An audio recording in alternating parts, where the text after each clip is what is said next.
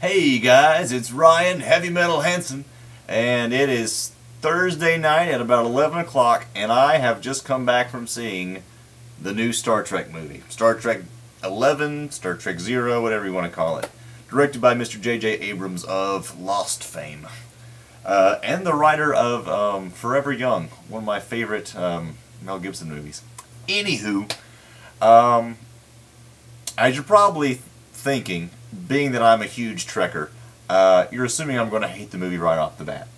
And I was very concerned about this because I didn't want to. You know, as a person who loves Star Trek so much, I want to see Star Trek succeed. And I've been very let down, you know, with like Voyager and Enterprise not succeeding so well. So this was, you know, the hope to reinvigorate the series. I had been reading a lot of interviews with J.J. Abrams about the movie, and I don't know if you knew this, but he was not a Star Trek fan growing up, is not a Star Trek fan now. He was more of the Star Wars breed. He said all of his friends liked, all of his smart friends liked Star Trek, and he never felt like he could relate to it.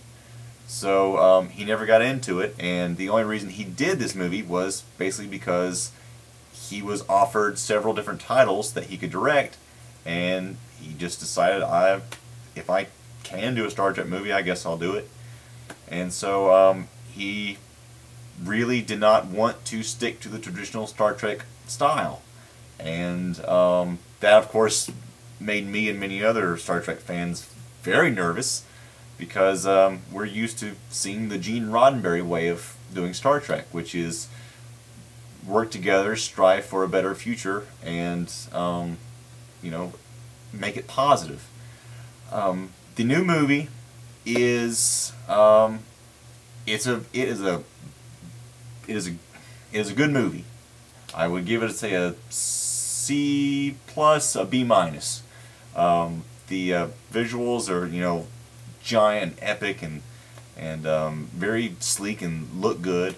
A lot of the actors do a really good job. The guy that plays Dr. McCoy, Carl Urban, is phenomenal. Within like 3 seconds, you're like, oh my god, that is Bones. Kirk actually does a much better job than I had anticipated, and Christopher Pike is really, really good in it. As a Star Trek movie, it is terrible. It in no way is about hope or making the world a better place or working together to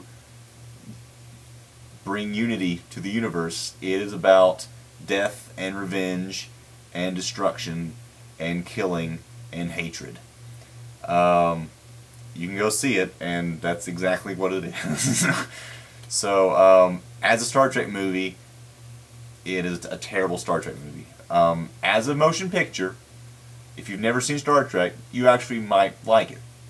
I won't go see it again. But I honestly did keep an open mind. I've read the prequel comic, which I suggest you do before you go see the movie, if you can. There's 4 issues called Star Trek Countdown. It really helps enrich the story of the movie 10 times over. So read those if you can before you go see it, because it really will help.